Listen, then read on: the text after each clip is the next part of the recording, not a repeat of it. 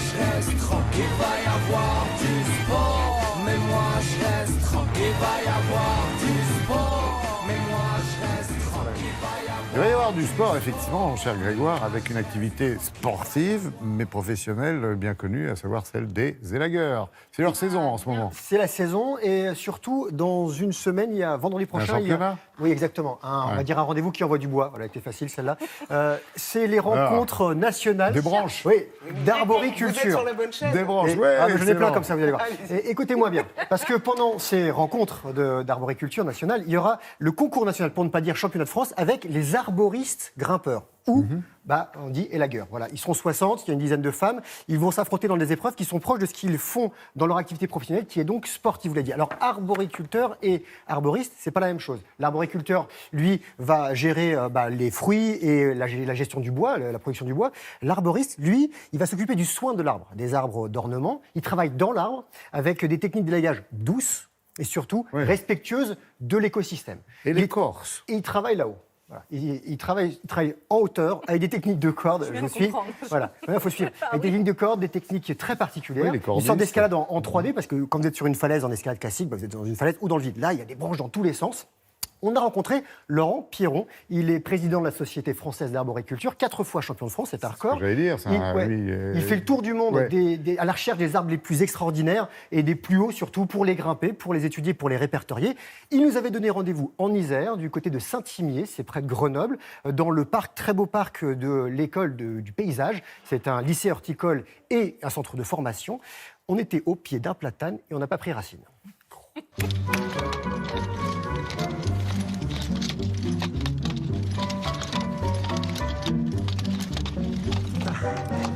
Laurent, ça fait 1 heure que je tourne, j'ai pas trouvé un seul séquoia de 100 mètres à élaguer là. Alors, le séquoia, on le fera un petit peu plus tard. Aujourd'hui, là, on va juste faire ce platane. Là, il fait 20 mètres, je pense, pour commencer, c'est déjà super, non? 20 mètres? Ouais, à peu près. 20, 25, peut-être debout sur le dernier bourgeon, 25. Et j'ai besoin de tout ça? Il faut qu'on en enlève un peu, là, t'en as trop. Bien, on va enlever un peu le matériel ferruterie. L'élagage, c'est un terme générique qui englobe des tailles d'arbres, essentiellement pratiquées en milieu urbain. Un bon élagueur, c'est quelqu'un qui va essayer de concilier la demande d'un propriétaire d'arbre et le bien-être de l'arbre. On va tailler le côté d'un arbre pour dégager des lampadaires, une façade d'immeuble, etc. Mais derrière la taille d'un arbre, il y a toujours une raison humaine. Et j'ai plus rien là, tu m'installes quand même des grilles sous les chaussures pour grimper. Non, on va utiliser un petit sac. Ça, c'est un petit sac qui est lesté avec du plomb dedans, qu'on relie à une ficelle. Tu vas le jeter le plus haut possible et on va redescendre la ficelle en parallèle. Et après, on remplace la ficelle par une corde. Tu veux que je te fasse voir ou tu te débrouilles? Je t'en vais me débrouiller. D'accord. Comme ça va pas super bien marcher. Je te promets, il y a des films dans lesquels ça a marché. Hein. Ouais. Avec un mec en collant, c'est ça? Franchement, ça fonctionne pas là. Technique. Je te fais voir. Donc on va faire une boucle avec la cordelette dans l'anneau du petit sac. Un côté main droite, un côté main gauche. On va ajuster la longueur. Tu vas prendre un peu d'élan entre tes jambes. Voilà. Et c'est un grand mouvement de balancier pour jeter le sac le plus haut possible. On peut dire qu'il y a de l'expérience, mais un peu de chance. Allez, c'est parce que c'est toi. Ok, je vais chercher le... Ouais, on accroche. On va accrocher la corde. C'est pas parce que tu es un bon grimpeur falaise que tu seras un bon grimpeur arbre. Tu auras des prédispositions sur la manipulation des cordes, sur la hauteur. Mais le plus difficile dans un arbre, c'est de tailler, de savoir quelle branche tailler. Donc c'est beaucoup de biologie, de botanique. Un bon élagueur, ce sera ça. Donc le matériel qu'on utilise pour grimper, c'est vraiment un matériel qui est dédié à l'arboriculture, aux arbres. C'est du matériel qu'on ne va pas forcément retrouver dans les activités de plein air, comme l'escalade par exemple. Je ne vais pas utiliser les griffes pour grimper sur un arbre.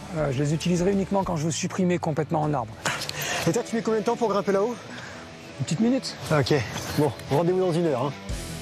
Il faut arrêter de se dire que couper un arbre, ça lui fait du bien. Voilà, on taille les arbres, il y a des règles à respecter. Et dans l'absolu, un arbre, il n'a pas besoin d'être taillé. Moins on taille, mieux il se porte. Donc là, on va aller enlever les... Tu vois, il y a des grosses branches mortes ici, là-bas. Ok. Donc pour y aller, on va descendre dans la fourche qui est un peu en dessous de nous. On va traverser sur les grosses branches là-bas. Et puis après, on ira se mettre au poste de travail pour enlever ces grosses branches mortes. Ouais, on va sortir la scie. Donc attention, la scie, on la passe loin des cordes, tu vois. Ah, on la passe loin des cordes. Voilà. Dessous. Et maintenant, tu trouves une position stable et tu essaies de couper et de tenir ta scie à 2 mains. Comme ça? Ouais, par-dessus, peut-être, ce sera peut-être plus simple. Comme ça? Voilà, comme ça. Allez, c'est parti. Attention, dessous. Attends. Ça n'a pas une tronçonneuse? Non. Les liens entre la compétition et notre métier, il y a 5 épreuves et on essaie d'être au plus proche de ce qui se passe réellement au quotidien. Alors sur certaines épreuves, on va juger la rapidité et sur d'autres épreuves, ce sera plus la dextérité, l'aisance, les moyens mis en œuvre, la sécurité. En compète, on coupe pas. Hein. Non, en compète, on coupe pas. On simule. Attention. Ah mince, je l'ai coincé dans l'arbre là. Ouais, en descendant, on ira la récupérer. Et pour une fois, merci qui? Alors, oui, une fois, alors Laurent qui était avec Voilà, nous. merci qui était- Laurent. qui était- On voilà. dit, redites-le. Merci Laurent. Voilà. Et pas vous. Merci ici, mais l'autre. Tant Voilà. pis. Et Émeric et surtout Rémi qui ont assuré la sécurité de l'équipe parce qu'il faut dire que dans les arbres, il y Mais avait oui. l'équipe de tournage. Donc on va saluer Paul et Sacha. Merci à l'école qui nous a accueillis, l'école du paysage. Et donc rendez-vous à Champlan. Donc c'est dans l'Essonne. Ce sera de vendredi à dimanche prochain pour ces rencontres nationales d'arboriculture avec ces championnats de France. Et ensuite il y aura les championnats d'Europe, ensuite les championnats du monde. Voilà.